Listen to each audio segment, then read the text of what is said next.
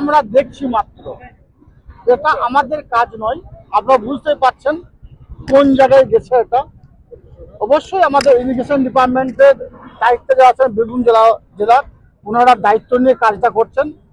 Technical part সর্বতই technical mechanical যারা আছেন তারা এই কাজটা দেখছেন তদারকির সঙ্গে। আর এটা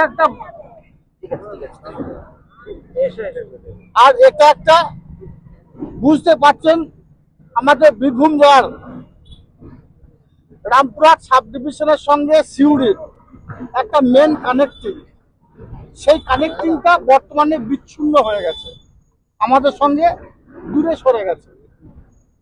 এটা 15টা জল নিকাশি ব্যবস্থা যেখানে, এর মধ্যে 2-3টে জল চলছে এখনো। আজকেও যেটুকু খবর নিলাম যে 9000 কিউসেকের ওপর জল চলছে।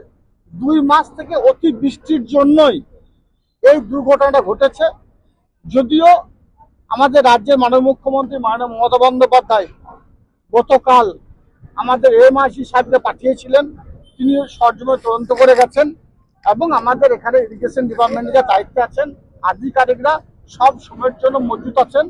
আমাদের দৃঢ় বিশ্বাস অল্প দিনের মধ্যে এই কাজটা সম্পন্ন হবে, কারণ এই কাজটা তদারকি সম্পূর্ণভাবে নবান্ন থেকে হচ্ছে, অর্থাৎ আমাদের রাজ্যের সর্বোচ্চ জায়গা থেকে এই ব্রিজটা মেরামতির কাজটা তদারকি করছেন। স্বভাবতই আপনাদের মতোই আমরাই দর্শকের মতো এসে দেখছি মাত্র, এর বেশি কিছু বলা।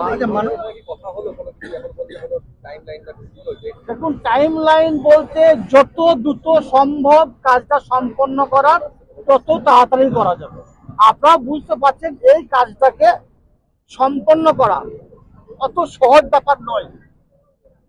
এটাকে উচ্চ পর্যায়ের যারা ইঞ্জিনিয়ার আছে তাদের সঙ্গে আলোচনা করে আমাদের বীরভূম জেলা প্রশাসনিক দপ্তর এবং ইরিগেশন দপ্তর সকলে মিলিতভাবে কাজটা করছে এবং আমাদের রাজ্যের যারা সাকসেসফুল এজেন্সি রাজ্য সরকারের পক্ষ থেকে তাদেরকে এখানে নিয়োগ করা হয়েছে এবং কাজটা যারাই করছেন।